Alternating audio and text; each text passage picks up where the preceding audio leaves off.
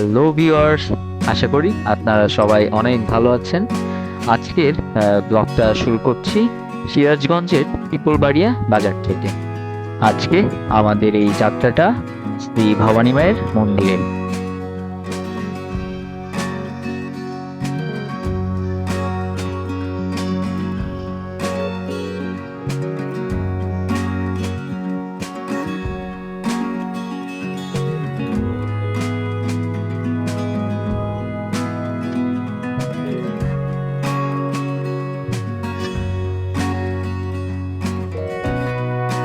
আমরা যখন এই রাস্তাতে যাচ্ছিলাম, যতদূর চোখ যাচ্ছিল শুধু সবুজ আর সবুজ, পাশাপাশি মৃদু বাতাস আমাদের গায়ে ছোঁয়া দিচ্ছিল।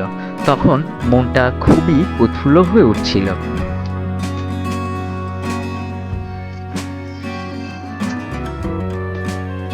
প্রকৃতির এই অপরূপ সৌন্দর্য দেখতে দেখতে একটা কথাই মনে হচ্ছিল, মানুষ কিসে আটকায়? মানুষ এই অপরূপ সৌন্দর্য প্রকৃতির কাছে আটকিয়ে যায়।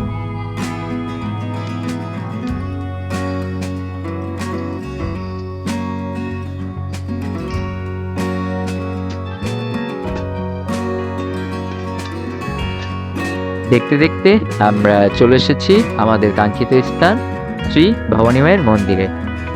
ফার্স্ট গেট দিয়ে ঢুকেই আপনারা এরকম একটা দৃশ্য দেখতে পারবেন। শ্রী ভবানী মন্দিরটা মূলত একটি তীর্থস্থান।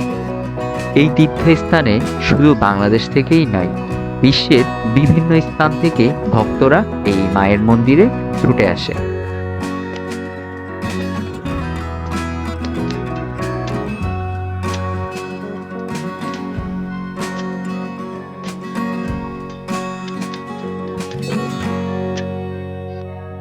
এই যেই ইট পাথরের অর্ধগলা ভবনগুলা দেখছেন, এগুলো মূলত ইতিহাসের সাক্ষী হিসাবেই রয়ে গিয়েছে।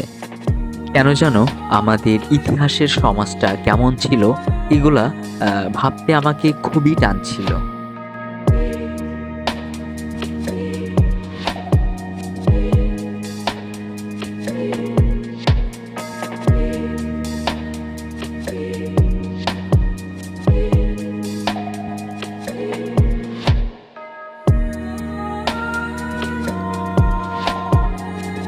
নমস্কার বন্ধুরা, আজকে চলে এসেছি মা ভবানী ঠাকুরের মন্দিরে। আমার সাথে দুজন আঙ্কেল আছে, তো তারা আমাদের এই মন্দির সম্পর্কে যাবতীয় সব তথ্য আমরা তাদের কাছ থেকে শুনি। আসুন। নমস্কার আঙ্কেল। আপনার নামটা? আমার নাম অসীম কুমার রায়। আপনার নাম? আমি পলাশ কুমার কর। তো আপনাদের মুখ থেকে আমরা আর কি এই মন্দির সম্পর্কে সমস্ত তথ্যগুলো একটু জানতে চাই। আমাদের জন্য একটু বলবেন মন্দির সম্পর্কে। আমি যে বিষয়ে জানতে চাচ্ছি সেটা হচ্ছিল যে 70 যুগে যখন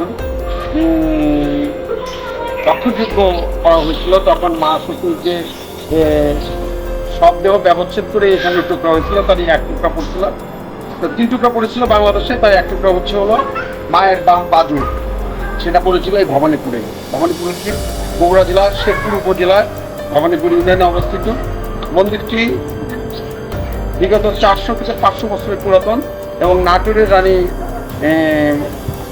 নাটোরের মহারাজা জগন্নাথ রায়ের, যিনি স্টেটের মালিক ছিলেন, রানী ভবানীর হাতে এই মন্দিরটির অবকাঠামো নির্মাণ করা হয়।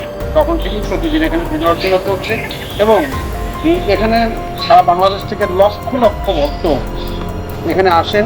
বিশেষ করে বাসন্তী পূর্ণিমা এবং রামনবমীতে এখানে অত্যন্ত বড় অনুষ্ঠান হয়। আমার দেশের অগণিত ভক্ত এখানে আসে এবং মা ভবানীর আশীর্বাদ প্রার্থনা করা হয়। এখানে বিয়ে হয়, বিয়ের অনুষ্ঠান, অন্নপ্রাশন, তারপর অন্নপ্রাশন, চূড়াকরণ, সমস্ত অনুষ্ঠানে। আমি যতটুকু শুনছি এখানে অনেক পুষ্টি পাথরের ইয়েগুলা ছিল, মূর্তিগুলা ছিল। এই মন্দির থেকে দিকে বেশ কিছু শিব মন্দির আছে, 5টা।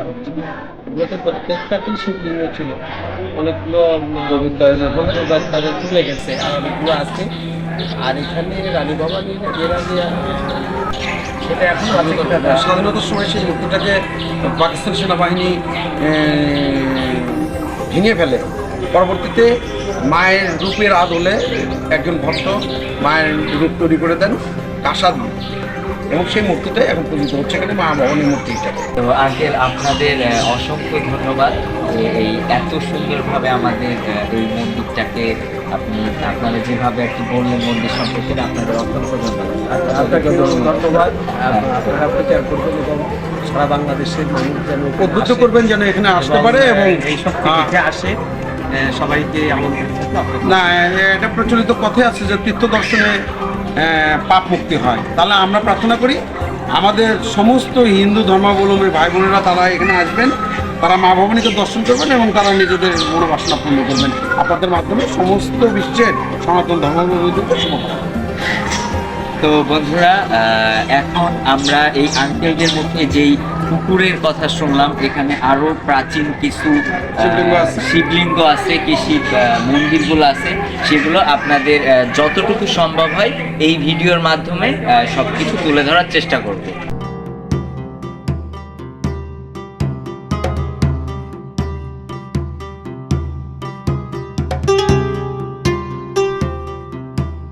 এই যে যেই ঘরগুলো দেখছেন, এর প্রত্যেকটা ঘরেই একটা করে শিবলিঙ্গ ছিল।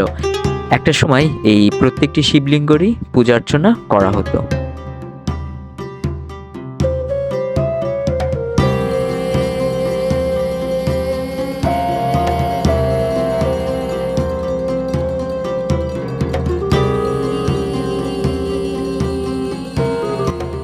যেমন আমরা এখানে কিছু প্রাচীন শিবলিঙ্গ দেখতে পাচ্ছি।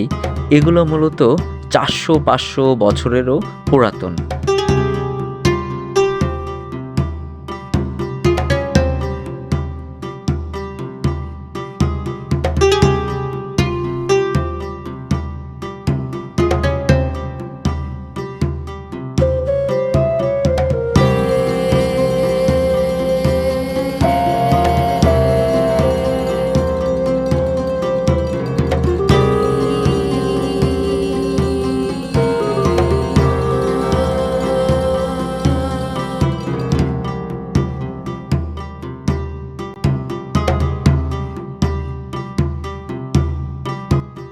শ্রী শ্রী মা ভবানী ঠাকুরের মেন পূজা অর্চনা মূলত এই মন্দিরেই হয়ে থাকে।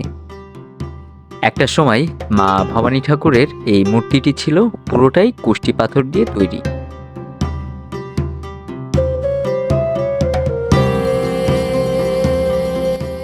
এই মন্দিরে মূলত ভক্তরা মনের বাসনা পূরণের জন্য যজ্ঞ করে থাকে।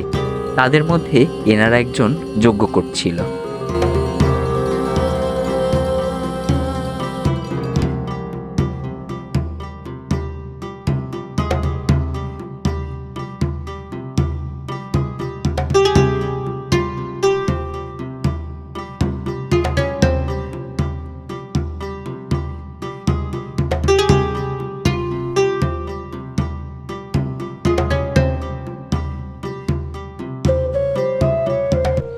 এই সেই শাঁখারি পুকুর। যখন রানী ভিক্টোরিয়া শাঁখারির কাছে জিজ্ঞেস করেছিল সেই কুমারী মেয়েটি কোথায়, তখনই এই পুকুর থেকে 2 হাত শাঁখা পড়া অবস্থায় মা ভবানী জেগেছিলেন। তখন রানী ভিক্টোরিয়ার বুঝতে আর বাকি রইল না।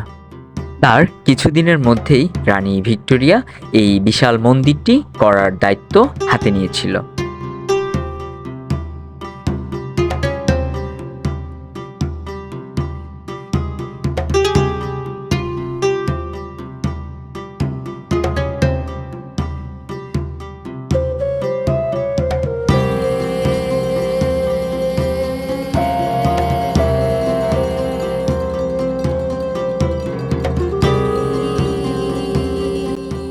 যখন আমরা এই শত শত বছর পুরানো মন্দিরের কাছে গিয়েছিলাম, তখন কেমন যেন গায়ের মধ্যে একটা কাটা অনুভব দিচ্ছিল, আর শুধু বারবার ইতিহাসের কথা মনে পড়ছিল।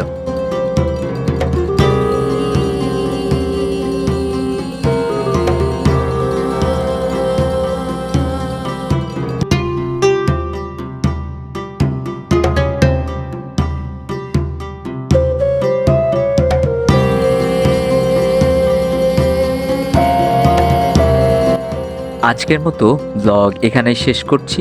দেখা হবে অন্য কোনো ব্লগে।